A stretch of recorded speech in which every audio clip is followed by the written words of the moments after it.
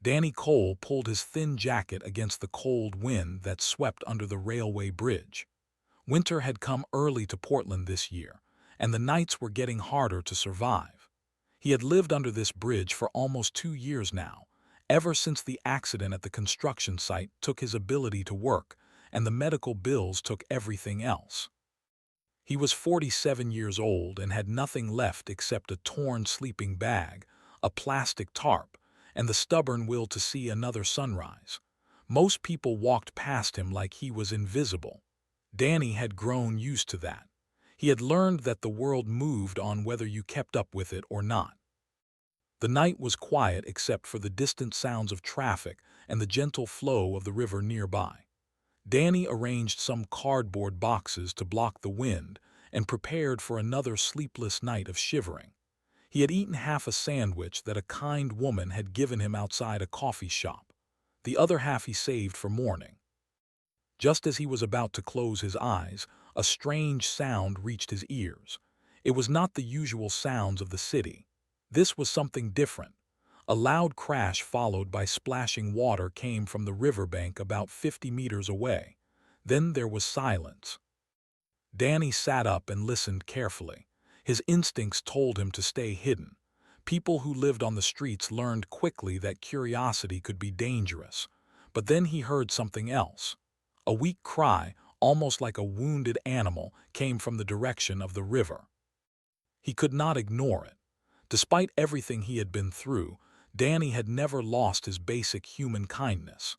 He grabbed a small flashlight that barely worked and made his way carefully down to the rocky riverbank. The beam of his flashlight was weak, but it was enough to show him something he would never forget. A figure lay among the wet rocks near the water. It looked like a woman, but something was wrong. Her skin had a strange pale blue color, and the blood seeping from wounds on her arm and head was silver instead of red. Danny froze for a moment. His mind tried to understand what he was seeing. This was not a normal person. This was something else entirely. But then the figure moved slightly and let out another weak cry of pain, and Danny stopped thinking about what she was.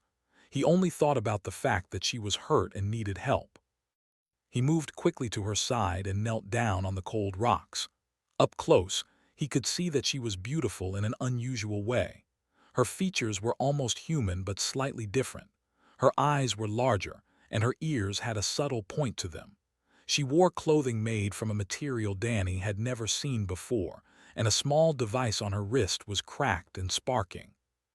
She was unconscious and bleeding badly. Danny did not have medical training, but he had learned basic first aid during his years in construction.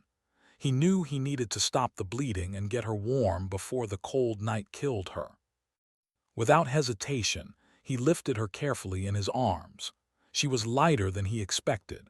He carried her back to his shelter under the bridge, moving as quickly as he could without slipping on the wet ground. Once under the bridge, he laid her gently on his sleeping bag. He tore strips from an old shirt and used them to bandage the wound on her arm. The cut on her head was not as deep, and he cleaned it as best he could with water from his bottle. Danny covered her with his only blanket and his tarp. He would be cold tonight, but she needed the warmth more than he did. He built a small fire using some dry wood he had collected, keeping it low so it would not attract attention. Throughout the night, Danny watched over the strange woman. He fed the fire and checked her bandages. Her breathing was shallow at first, but as the hours passed, it grew stronger. The silver blood stopped flowing and color began to return to her face. Near dawn, when the first gray light appeared on the horizon, her eyes opened. They were a deep violet color, and they looked at Danny with a mixture of fear and confusion. She tried to speak, but the words that came out were in a language Danny had never heard. She looked around frantically, clearly scared and disoriented. Danny held up his hand slowly to show he meant no harm. "Easy there," he said in a calm voice. "You are safe. I found you by the river. You were hurt pretty bad, but you are going to be okay." She did not understand his words, but something in his tone seemed to reach her. Her panic eased slightly, and she looked at him more carefully. Danny knew he did not look like much. He was dirty, unshaven, and wearing clothes that had seen better days, but he hoped she could see that he was not a threat. He pointed to himself. "Danny," he said, then he pointed to her with a questioning look. She hesitated for a moment, then touched her chest. "Eth," she said weakly. Danny nodded and smiled. "Eth, that is a pretty name. Are you hungry?" He reached for the half sandwich he had saved and offered it to her. She looked at the food with uncertainty, but her hunger won out. She took it and ate slowly. Danny gave her the rest of his water as well. For a long moment they simply looked at each other. Two beings from different worlds, connected by a simple act of kindness on a cold night. Danny did not know what she was or where she came from. He did not know if helping her would bring him trouble, but none of that mattered to him. She had been hurt and alone, and he had helped her. That was what decent people did. Eth seemed to understand this. Her eyes filled with something that looked like gratitude mixed with wonder. She reached out and took Danny's hand, holding it gently. Then she spoke again, and this time one word came out in English. Her voice was barely above a whisper, and her eyes showed deep fear. "Hunted," she said. Danny felt a chill that had nothing to do with the cold. He looked at this strange woman from somewhere beyond the stars, and he made a decision. Whatever trouble was coming, he would not abandon her. He had nothing left to lose, but he still had his humanity, and that was worth protecting. "Then we will hide," he said simply. "Do not worry, I know this city better than anyone. They will not find you here." Eth did not understand all his words, but she understood his meaning.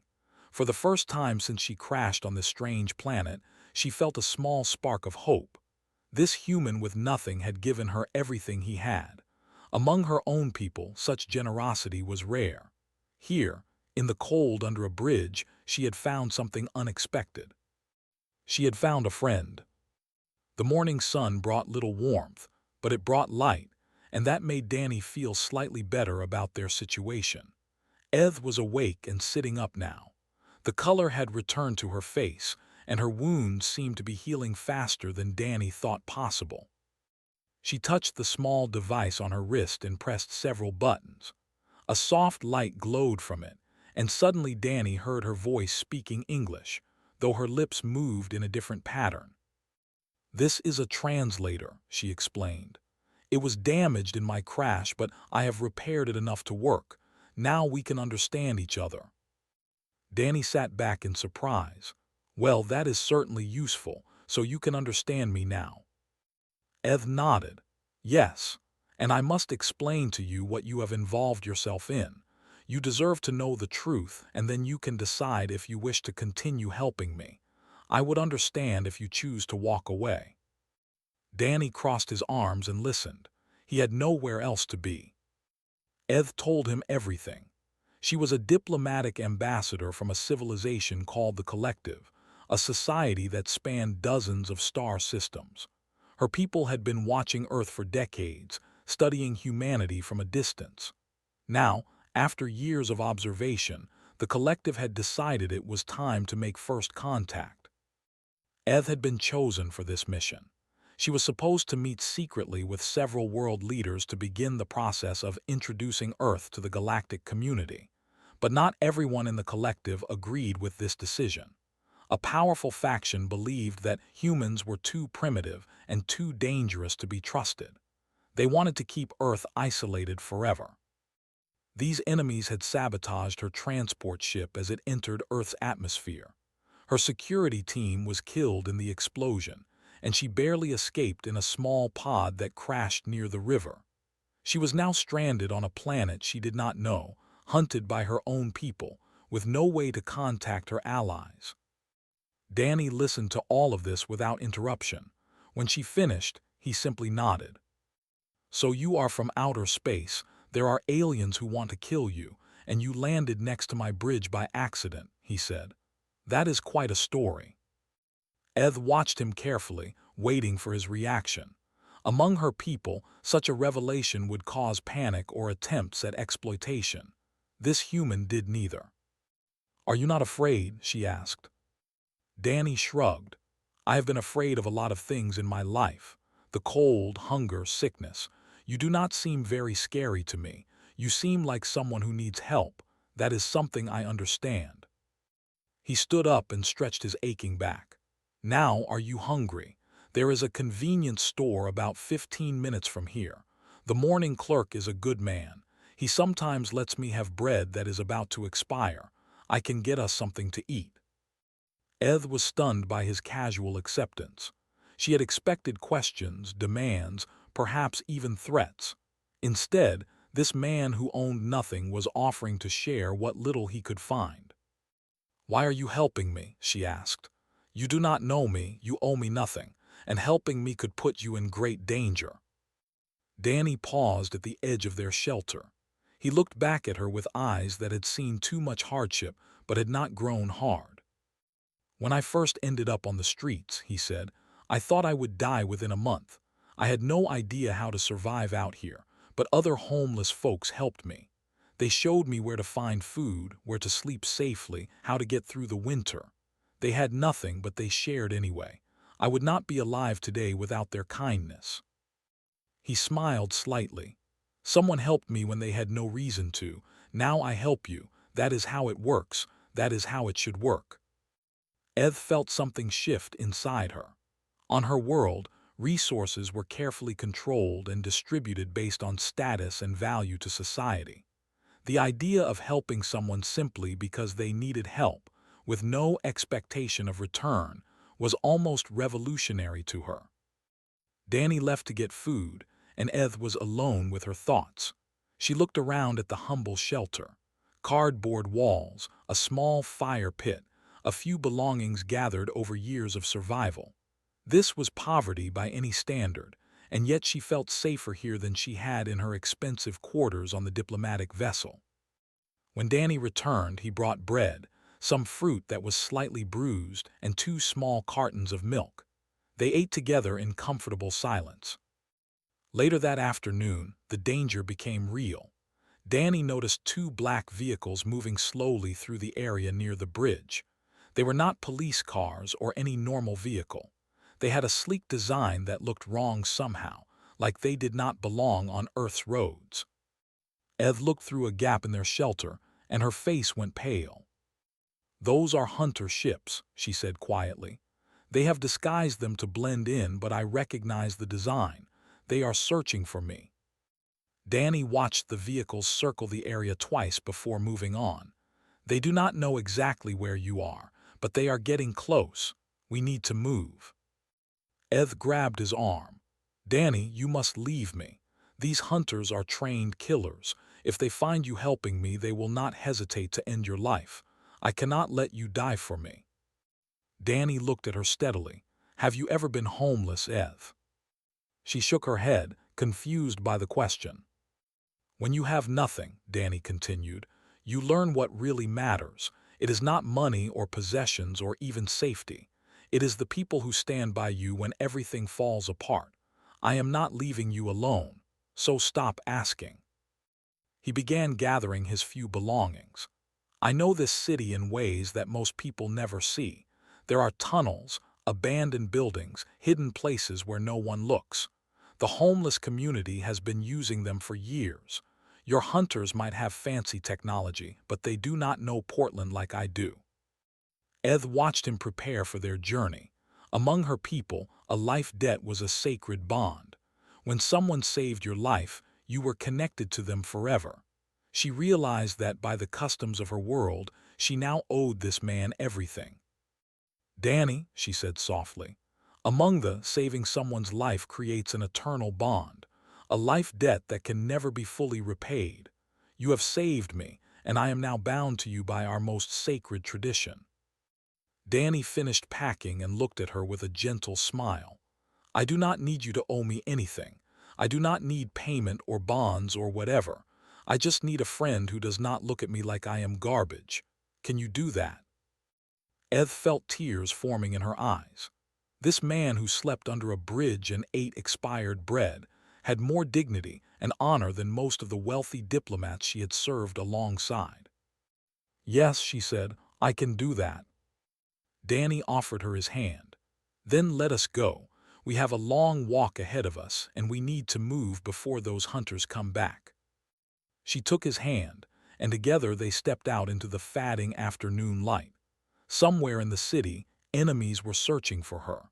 But for the first time since her ship exploded, Eth believed she might actually survive, not because of technology or weapons or political power, because a homeless man with nothing had chosen to give her everything. Danny led Eth through parts of Portland that most citizens never knew existed. They traveled through steam tunnels that ran beneath the old downtown district, through abandoned basement passages that connected buildings which had been forgotten for decades, and through makeshift camps where people who had fallen through the cracks of society made their homes. The journey took 3 days. They moved mostly at night, resting during the day in hidden spots that Danny knew from years of surviving on the streets. Along the way, Eth witnessed something that changed her understanding of humanity forever. On the first night, they stopped at an underground camp where about 20 homeless people had built a small community. Danny introduced Eth as a friend who was in trouble. He did not explain what kind of trouble or where she came from. Nobody asked. An older man named Carl offered them hot soup from a pot that was cooking over a small fire. A young woman named Destiny shared blankets she had collected from a donation bin. Nobody had much, but everybody gave something. Eth was confused. Why do they help us without knowing who I am or what I have done? Danny ate his soup slowly, savoring the warmth. Because we are all in the same boat out here. Today I need help. Tomorrow maybe Carl needs help. We look out for each other because nobody else does. On the second day, they took shelter in an abandoned subway station that the city had closed years ago. Danny knew a secret entrance through a maintenance shaft. Inside, several families had made their homes in the old ticket booths and waiting areas. One of the residents was a woman named Grace. She was in her 60s with gray hair and kind eyes that had seen too much suffering. When she saw Danny, her face lit up with a warm smile. "Danny Cole," she said, embracing him. "I have not seen you in months. I was worried about you." Danny hugged her back. "I am okay, Grace, still surviving. This is my friend. She needs a place to rest for a while." Grace looked at Eth with curiosity but no suspicion. "Any friend of Danny is welcome here. You look tired, dear. Come sit down." As they rested, Danny shared half of a protein bar that someone had given him. He gave the other half to Grace without hesitation. Eth watched this exchange with growing amazement. "Why did you do that?" she asked Danny quietly. "You need food too." Danny smiled. "Grace saved my life during my first winter on the streets. I got sick, really sick, and she took care of me for 2 weeks.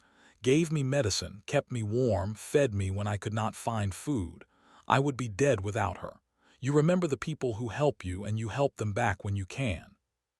On her world, Eth thought, such debts would be formally recorded and calculated. There would be precise expectations of repayment. Here, it was simply understood. You helped because helping was right. You remembered kindness and passed it forward. Later that day, a social worker named Perry came to the underground station. She worked with the homeless community, bringing supplies and checking on people's health. She was a kind woman in her 30s who genuinely cared about the people she served. Noticed Danny and his unusual companion, but did not ask questions. She simply handed Danny a small bag of medical supplies. "I thought you might need these," she said. "Bandages, antiseptic, some pain medicine. Take care of yourself, Danny." Danny thanked her and promised to visit the shelter when things calmed down, nodded and moved on to help others. "She knows something is different about me," Eth said after left. "Probably," Danny agreed, "but has learned not to ask questions that people are not ready to answer. She helps because she wants to help, not because she needs to know everything." On the third day, the hunters got closer. Their vehicles were spotted multiple times near the areas where Danny and Eth traveled. Several homeless people reported being questioned by strange men in dark suits who offered money for information about an unusual woman. Nobody talked. Not a single person in the community betrayed Danny or his mysterious friend. Even those who desperately needed money stayed silent. Eth could not understand this. They offered money, real money that could change their lives. Why did no one take it? Danny packed up their supplies as they prepared to move again. Because you do not sell out your own. These people might be poor, might be forgotten by society, but they have something more valuable than money. They have loyalty. They have trust. Those things cannot be bought. A young man named found them that evening. He was out of breath from running. Danny, those men in suits are getting close. They have some kind of tracking device. They are sweeping the old warehouse district right now. You need to move fast. Danny thanked him and pressed a granola bar into his hand. Stay safe. As they hurried through the tunnels, Eth finally managed to repair her communication device enough to send a distress signal. The message went out to her allies in the collective, those who supported peaceful contact with humanity. Help is coming, she told Danny. My people received the signal. A rescue team will arrive in 2 days. Danny nodded grimly. Then we just need to survive 2 more days. They found shelter in an old textile warehouse on the edge of the city. It had been abandoned for years, and the homeless community sometimes used it for storage. Danny knew several good hiding spots inside. As night fell, they sat in the darkness and waited. Eth thought about everything she had seen in the past 3 days. The kindness, the loyalty, the dignity of people who had nothing but still gave everything. On my world, she said quietly, people who cannot contribute to society are sent away. They are placed in special facilities where they are cared for but kept separate from everyone else. They are seen as problems to be managed, not people to be valued. Danny listened without judgment. I thought it was the civilized approach, Eth continued. Clean, efficient, practical. But now I see that your way is better. These people you call homeless, they have built something precious. A community based on mutual care. On my world, we have lost that. We have forgotten that everyone has value, regardless of what they can produce or contribute. Danny was quiet for a moment, then he spoke. I used to have a house, a job, a family. I lost all of it. For a long time, I thought I had lost my value too. But people like Grace and Carl, and they showed me that my value was never in what I owned. It was in who I was, in how I treated others. Nobody can take that away from you. Eth reached out and took his hand. When I return to my people, I will tell them what I learned here. I will tell them about the humans who live under bridges and in abandoned tunnels. The ones who share their last piece of bread with strangers. The ones who refuse to betray their friends even when offered rewards. That is the humanity that deserves to join the galactic community. Danny squeezed her hand gently. That is kind of you to say. But right now, let us focus on keeping you alive long enough to tell that story. Outside, the sound of vehicles approaching broke the silence of the night. Beams of light swept across the warehouse windows. The hunters had found them. Danny and Eth exchanged a look. They were out of places to run. The next few hours would determine whether the story ended here or continued to its proper conclusion. Danny stood up and faced the door. He had nothing to fight with except his determination and his humanity. He hoped it would be enough. The warehouse doors burst open with a crash that echoed through the empty building. 3 figures entered, moving with the precision of trained soldiers. They wore dark clothing that seemed to absorb the light, and they carried weapons that hummed with energy Danny could not understand. The leader was a tall alien with a scar running down the left side of his face. His eyes were cold and calculating as they swept the warehouse. When they landed on Eth, a cruel smile crossed his features. Ambassador Eth, he said, his voice smooth and dangerous, you have led us on quite a chase. The collective does not appreciate such inconvenience. Eth stepped back, her face showing fear but also defiance. And I should have known they would send you." And moved closer, his hunters flanking him on either side. "The peaceful faction has grown too bold. This mission to Earth was never sanctioned by the full council. We are simply correcting a mistake." Danny stepped between the alien hunter and Ev. He was unarmed and clearly outmatched, but he did not move aside. And stopped, genuinely surprised. He looked Danny up and down, taking in the worn clothing, the weathered face, the obvious signs of poverty. Then he laughed. "What is this? A native defender? You must be joking." He turned to his hunters. "Can you believe this? The ambassador hides behind a beggar." Danny stood his ground. His heart was pounding, but his voice was steady when he spoke. "I am not hiding behind anybody, and she is not hiding behind me. I am just telling you that you need to leave her alone." And amusement faded into confusion. "Human, do you understand what you are facing? We have weapons that could reduce you to ash in an instant. We have training that makes your soldiers look like children playing games. You have nothing. Why would you risk death for someone you do not even know?" Danny thought about the question. He thought about all the people who had helped him over the years. Grace, who nursed him through illness. Carl, who shared his fire on cold nights, who brought supplies without asking for anything in return. Strangers who had given him food, blankets, kindness. "You are right," Danny said. "I have nothing. No home, no money, no power, but I still know the difference between right and wrong. What you are doing is wrong. You want to kill an innocent person because she believes in peace. That is wrong, and I cannot just stand aside and let it happen." And studied him with new interest. "Fascinating. You face certain death for a moral principle. Is this common among your species?" Danny almost smiled. "More common than you might think." The hunter leader shook his head slowly. "On my world, such behavior would be considered madness. Why sacrifice yourself for no gain? What possible benefit could come from this?" "Maybe that is your problem," Danny replied. "Maybe you have forgotten that some things are more important than gain. Some things are worth doing just because they are right." And raised his weapon. A touching sentiment, but it will not save you. At that moment, Ev activated a small device she had been holding. A shimmering barrier of light erupted between them and the hunters. En's weapon blast struck the barrier and was absorbed harmlessly.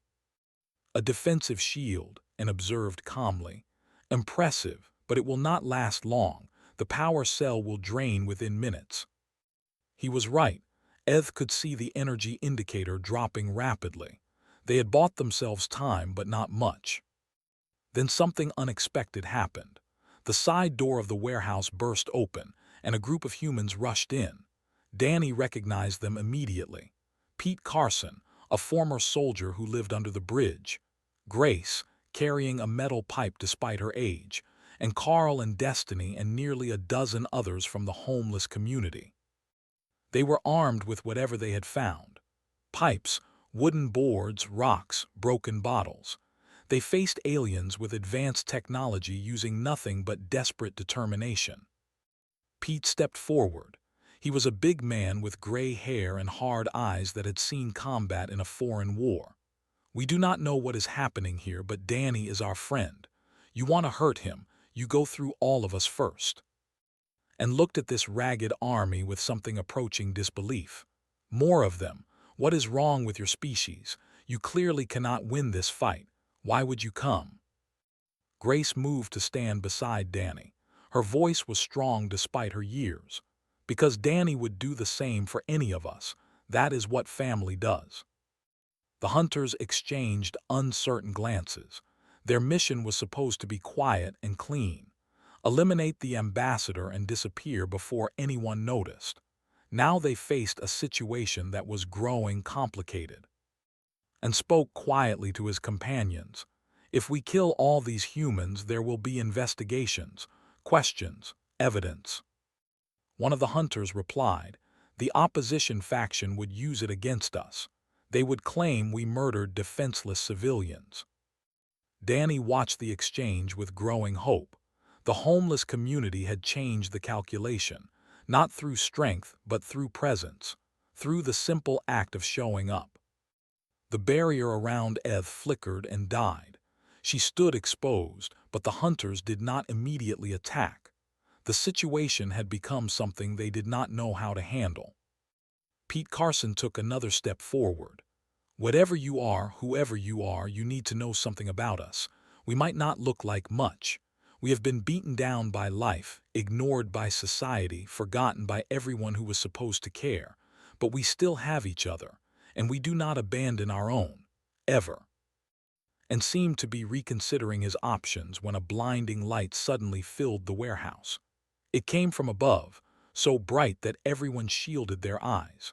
The roof of the building simply dissolved, revealing a massive vessel hovering in the night sky.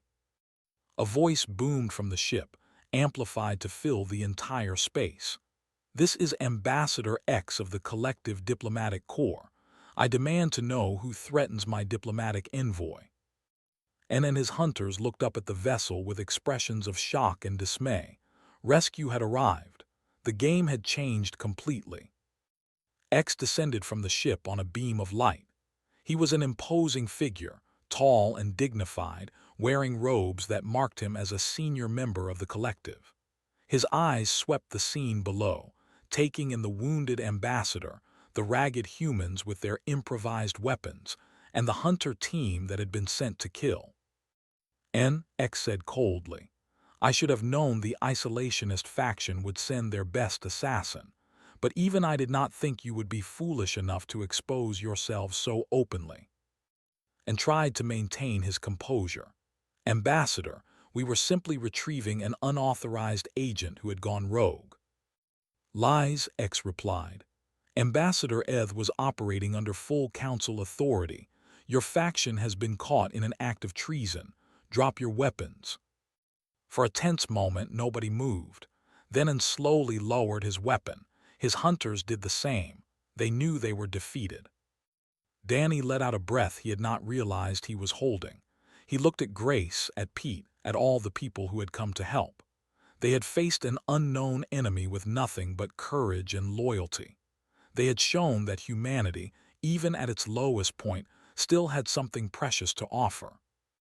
Eth moved to stand beside Danny. She took his hand and held it tightly. "Thank you," she whispered. "All of you, thank you." Pete Carson looked at the alien ships, the hunters being restrained, the impossible scene unfolding around him. Then he shrugged. "Just another night in Portland, I guess." Despite everything, Danny laughed. Some things never changed, and maybe that was exactly the point. Ambassador X stood in the ruined warehouse, his guards securing N and the other hunters. The homeless people who had come to Danny's aid stood together, uncertain what to do now that the immediate danger had passed. Eth approached X and bowed in the formal manner of their people. "Ambassador, I owe you my life." X shook his head. "Save your thanks for the one who truly saved you." He turned to look at Danny, who stood quietly among his friends. "You are the human who sheltered our ambassador." Danny stepped forward. He was suddenly very aware of how he must look to these advanced beings. Dirty, tired, wearing clothes that had not been washed in weeks, but he stood straight and met the ambassador's eyes without shame. "I found her hurt by the river. I did what anyone should do. I helped her." X studied him carefully. "Ambassador Eth has told me everything through our communication link. You saved her life when you had nothing to gain and everything to lose. You protected her with your own body against armed opponents. And your community," he gestured toward the homeless group, "came to fight for her without even knowing what she was." "We came to fight for Danny," Grace corrected him firmly. "We did not know anything about aliens or ambassadors.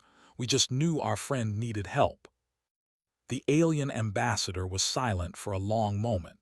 When he spoke again, his voice was thoughtful. "For decades, my people have observed your world. We studied your governments, your militaries, your technology, your economies. We debated whether humanity was ready to join the galactic community, but I think we were looking in the wrong places." He walked slowly toward the group of homeless people. We saw your wars and your conflicts, your pollution and your inequality. We saw the worst of what you could be, and we almost decided that Earth was not worth the risk. X stopped in front of Danny. We should have been looking here, at people who have been abandoned by their own society but still chose to help a stranger, at communities built on nothing but mutual care, at humans who face impossible odds simply because it is the right thing to do. Danny did not know what to say. He looked at the ground, uncomfortable with the attention. Ed spoke up. "Ambassador, may I request something?" X nodded. "Whatever agreements we make with Earth's governments, I ask that we also consider those who are not represented by governments, the forgotten ones, the people like Danny and his friends who showed me what humanity truly means." The senior ambassador considered this. "A reasonable request. We will discuss it with the council." The next few hours were busy with activity. The vessels remained hidden above the clouds, but smaller craft came and went, collecting the prisoners and cleaning up evidence of the confrontation. Medical personnel treated the minor injuries that some of the homeless defenders had suffered. Before dawn, X offered to take Danny and his friends somewhere safe. They refused politely. This was their home, strange as that might seem to visitors from the stars. They would return to their bridges and tunnels and abandoned buildings. That was where they belonged. 3 months later, everything changed again. Danny was staying at a shelter downtown when Perry found him. She had an unusual expression on her face, somewhere between excited and confused. "Danny, you need to come with me. There are some people who want to see you." She drove him to a building in the business district, tall and impressive with glass windows that reflected the gray Portland sky. Inside, Eth was waiting for him. She wore formal diplomatic robes now, and she looked healthy and strong. But her smile when she saw Danny was the same warm smile he remembered from the warehouse. "Danny Cole," she said, embracing him, "it is so good to see you." "You too," Danny replied. He looked around at the elegant office. "Nice place you have here." Eth laughed. "It is the diplomatic mission. We have officially established relations with Earth. The announcement will be made to the public next month." She led him to a large conference room where several humans and aliens sat around a polished table. X was there, along with government officials Danny did not recognize. "Please sit," X said, gesturing to an empty chair. "We have much to discuss." What followed left Danny speechless for the first time in his life. The collective, as part of their agreement with Earth's governments, had insisted on establishing humanitarian programs focused on the most vulnerable populations. Housing initiatives, medical care, job training, addiction treatment. Real solutions backed by resources from beyond the stars. And they wanted to name the initiative after the human who had reminded them what humanity really meant. "The Cole Foundation," X explained. "It will operate in every major city, providing services to those your society has forgotten. The funding is substantial enough to make a real difference for decades to come." Danny stared at him. "I do not understand. Why me? I did not do anything special." Eth reached across the table and took his hand. "You did everything special, Danny. You showed me that the measure of a species is not found in their technology or their wealth. It is found in how they treat the weakest among them, in how they respond to strangers in need, in the simple choice to do what is right when it would be easier to do nothing." There was more. They wanted Danny to serve as a cultural advisor to their diplomatic mission. They wanted someone who understood humanity not from its ivory towers but from its streets. Someone who knew what it meant to struggle and still maintain dignity. Someone who could help them understand the Earth they were now connected to. Danny was overwhelmed. He had spent years surviving day to day, never thinking beyond the next meal or the next safe place to sleep. Now he was being offered more than he ever imagined possible. "I have one condition," he said finally. X raised an eyebrow. "Name it." My friends, Grace, Pete, Carl, Destiny, all of them, they helped save Eth too. They deserve to be recognized. They deserve to be part of this. Nobody does anything alone. The ambassador smiled. An admirable request, consider it done. The ceremony was held the following week. In a grand hall filled with diplomats and officials from two worlds, Danny Cole and his friends were honored for their role in saving Ambassador Eth. Each received the Mark of Courage, a symbol that would be recognized across the galaxy. Grace cried when they placed the medal around her neck. Pete stood at attention like the soldier he once was, grinned like a kid on his birthday. They were still homeless, still poor, still forgotten by most of their own society. But tonight, they were heroes. After the ceremony, Danny stood by a window looking out at the city lights. Eth found him there. "What are you thinking about?" she asked. Danny was quiet for a moment. "I am thinking about that night under the bridge when I found you by the river. I had no idea what was happening. I just saw someone who needed help." "And you helped," Eth said simply. "Yeah," Danny nodded slowly. "I never expected anything in return. I just thought it was the right thing to do." Eth stood beside him, watching the same city lights. "That is exactly why you deserved everything that came after. The universe has a way of recognizing genuine goodness, even when we do not expect it." Danny smiled. He thought about the cold nights, the hunger, the loneliness.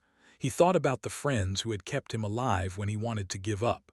He thought about a wounded stranger who had fallen from the stars. He had been homeless. He had been forgotten. He had been invisible to the world that walked past him every day. But he had never lost the most important thing. He had never lost his humanity. And in the end, that was worth more than all the wealth in the galaxy. Danny turned to Eth. "So what happens now?" She smiled. "Now we show the universe what humans are really made of, starting with the ones everyone else overlooked." Danny looked back at the city, at the bridges where he used to sleep, at the streets where he used to wander. Somewhere out there, people like him were still struggling, still surviving, still hopping for something better. Now he could help them. Now he could give them what they had given him: a chance, a community, a reminder that everyone has value no matter what the world tells them. That was his fortune, not the money or the position or the recognition. It was the opportunity to pass forward the kindness that had saved his life, and he intended to make the most of it. For all the forgotten ones, for all the invisible people, for everyone who had ever been told they did not matter, Danny Cole was going to show them they were wrong.